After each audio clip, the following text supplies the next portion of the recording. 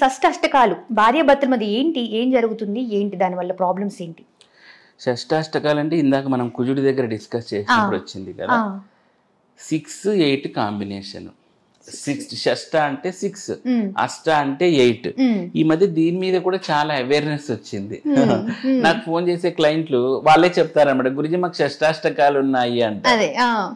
So ఇది ఇప్పుడు ఈ కుజదోషం లాగా అందరికీ తెలిసిపోయిన దోషమే. 6, 8 కాంబినేషన్ లో ఎట్లా చూడాలి అంటే షష్టాష్టకాలు, అమ్మాయి ఇప్పుడు జాతక చక్రంలో చంద్రుడు ఉన్న పొజిషన్ చూసుకోండి. అక్కడి నుంచి లెక్క పెడితే ఇప్పుడు 6th కౌంట్ చేస్తే గిన మనకు అబ్బాయి వచ్చినాడు అనుకోండి. అబ్బాయి హోరోస్కోప్ లో ఉన్న చంద్రుడు, చంద్రుడు టు చంద్రుడే క్యాలిక్యులేట్ చేయాలి. సో 6 టు మరి 8 ఇక్కడ పెడితే 8 వస్తుంది, మరి ఇట్లా లెక్కేస్తే 6 వస్తుంది. సో షష్టాష్టకాలు ఇక్కడ 8, 6 కాంబినేషన్ లో వచ్చినప్పుడు మనకు డ్యామేజ్ అనేది జరుగుతుంది అన్నమాట. ఎట్లాంటి డ్యామేజ్ జరుగుతుంది అనేది మల్టిపుల్ ఫ్యాక్టర్స్. నేను అదే చెప్తున్నా, మనం ఈ 2 గ్రహాలే మనం చూసుకోకూడదు. ఇప్పుడు మనం ఒక కుకింగ్ చేస్తున్నాం, ఒక పప్పు చేస్తున్నాం, కందిపప్పు వేస్తాం, కందిపప్పుతోనే చేస్తాం పప్పు, దానికి కావాల్సినవన్నీ ఉంటేనే మల్టిపుల్ అవన్నీ వేస్తాం, ఇంగ్రీడియంట్స్ వేసి ఒక పప్పు తయారు చేసుకుంటాం, అంతే కదా. అట్లనే షష్టాష్టకాలు అంటే నాట్ ఓన్లీ షష్టాష్టకాలతోనే విడిపోతారనే కాదు, మనం మల్టిపుల్ ఫ్యాక్టర్స్ చూడాలి. దాంట్లో సప్తమ భావాన్ని చూడాలి, రాశి కూటములు చూడాలి, రజ్జు దోషాలని ఉంటాయి కొన్ని, ఆ రజ్జు దోషాలని చూడాలి. ఏకరజ్జు, కటిరజ్జు, ఉదర్రజ్జు, పాదరజ్జు అని ఉంటాయి. ఈ రజ్జు దోషాలు చూడాలి, నక్షత్ర దోషాలు చూడాలి. ఇవన్నీ చూస్తే మనకు అర్థమవుతుందమ్మా. ఓన్లీ షష్టాష్టకాలు ఉంటే విడిపోతారు. నాకు ఫోన్ చేసేవాళ్ళు షష్టాష్టకాలు కూడా బ్రహ్మాండంగా ఉన్న వాళ్ళు ఉన్నారు. అంటే మిగతా గ్రహాల యొక్క ఎఫెక్ట్ అనేది అక్కడ కొంచెం పాజిటివ్ గా పడి ఉంటుంది. అప్పుడు ఈ షష్టాష్టకాల ఎఫెక్ట్ కొంచెం డైల్యూట్ అవుతుంది. బట్ ఏది ఏమైనప్పటికీ కానీ షష్టాష్టకాలు కొంచెం డేంజరే. దానికి నివారణ షష్టాష్టకాలకు వచ్చేసి మనకు బకుత్ నివారణ పూజ అని ఒకటి చేస్తారు. బకుత్ పూజ అంటారు. ఈ బకుత్ పూజ చేస్తే, బకుత్ పూజ నాట్ ఓన్లీ షష్టాష్టకాలు, మీకు పంచనవకాలు ఉన్నా కానీ, ఒకసారి కుజదోషం ఒకరికుండి ఒకరికి లేకపోయినా, కుజదోషములే చేసుకోవాలంటుంటారు కదా, ఒకరికుండి ఒకరు లేకపోయినా కానీ ఇట్లాంటి వాటికి బకుత్ పూజ అనేది ఒకటి చేస్తారు. దాని ద్వారా ఈ ఎఫెక్ట్ ని మనం డైల్యూట్ చేయొచ్చు. ఓకే అన్న, జనరల్ గా దోషాన్ని కూడా ఒక యోగం అనేసి అంటూ ఉంటారు, ఎస్పెషల్లీ తండ్రి స్థానంలో. అసలు ఏంటది దోషాన్ని ఎందుకు యోగం అని అంటారు? దోషాన్ని యోగం అనడం ఎందుకంటే వీని భయపెట్టుకోకుండా, అంతే, పెద్ద కారణం ఏం లేదు. ఇప్పుడు ప్రతిది నీకు ఆ దోషం, ఈ దోషం, ఈ దోషం, ఈ దోషం అంటాం. ఇప్పుడు చూడండి, కాలసర్ప దోషం అంటాం, కాలసర్ప యోగం అంటాం. కాలసర్ప దోషాన్ని కాలసర్ప దోషం అంటాం, కాలసర్ప యోగం అంటాం. గురుచండాల దోషం అంటాం, గురుచండాల యోగం అంటాం. శనిచంద్ర దోషం అంటాం, శనిచంద్ర యోగం అంటాం. మరి ఒకటే దాన్ని 2 రకాలుగా ఎందుకు పిలుస్తున్నామంటే, సమ్ టైమ్స్ ఈ దోషాలు యోగాల కింద పరిణమిస్తుంటాయి.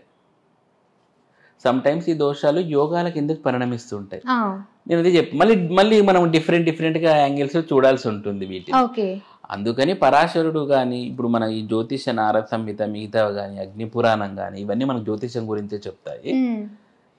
వీటిలో ఈ యోగ దోషాలు, ఈ యోగము దోషాలు వీటి గురించి ఎందుకంటే సైకలాజికల్ గా దోషము అంటేనే వాడు కొంచెం భయపడతాడు.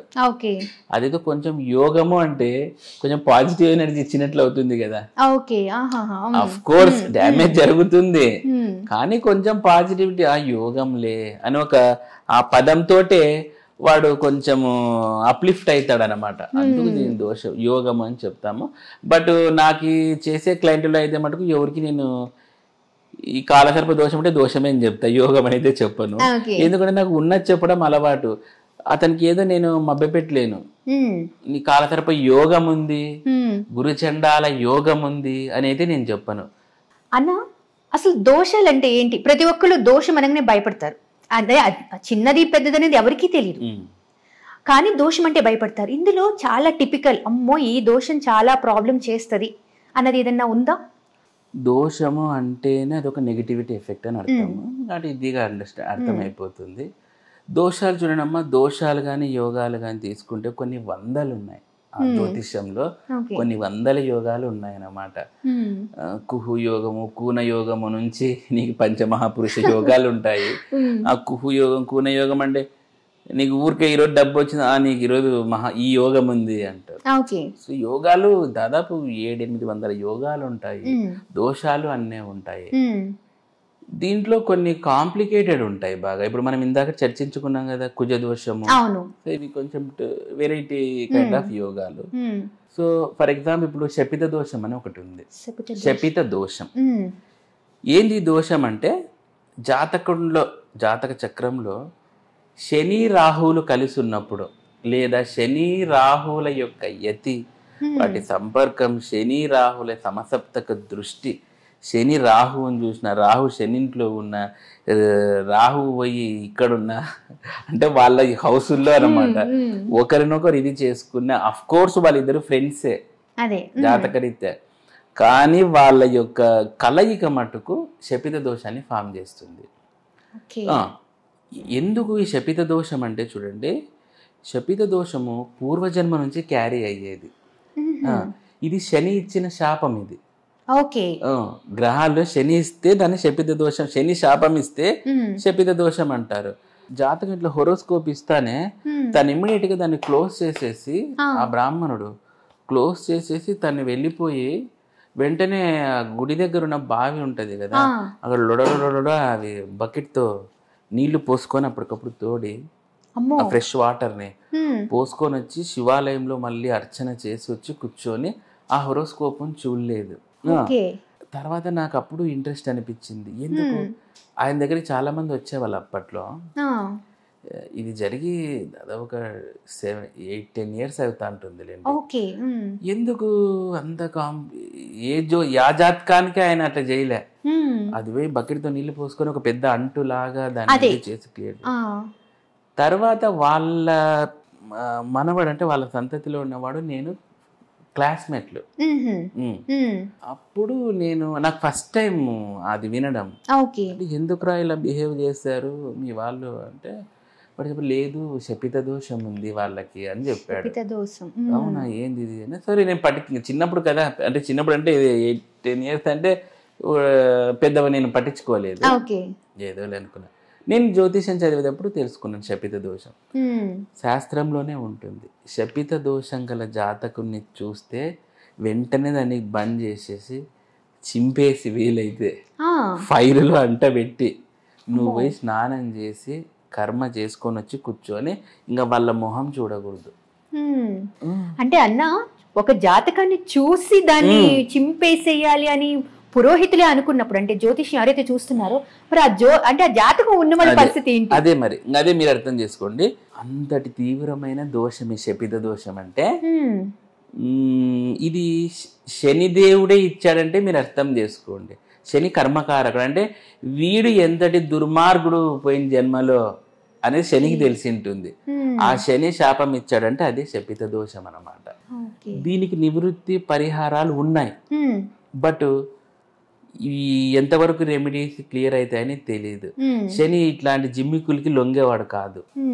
నీకు గురుగ్రహం ఉంది, శుక్రగ్రహం ఉంది, ఏదో బొబ్బర్లు పెడతాము, శనగబాయలు పెడతాము, పరిహారాలు చేసుకోవడం అంటే ఏదో పావులా అన్న వాళ్ళు సరేలే అనుకో. ఈయన నువ్వు మూటలు తెచ్చి నువ్వులు వేస్తానన్నా కూడా ఒప్పుకోడు. ఈయన అట్లాంటి దాంట్లోకి లొంగడు. అందుకే నీకు పోయిన జన్మలో శపిత దోషం అంటే ఈడు అంటే ఈ జాతకుడు పోయిన జన్మలో వర్కర్స్ని బాగా హింస పెట్టింటాడు అనమాట. శని అంటేనే వర్కర్స్కి అధిపతి. వర్కర్స్ రూపంలోనే శని ఉంటాడు. ఒక ఓనరు, బిజినెస్ వాళ్ళకు కూడా చెప్తున్నాను చూడండి, ఒక ఓనరు పైకి రావాలంటే వర్కర్స్ని బాగా చూసుకోవాలి.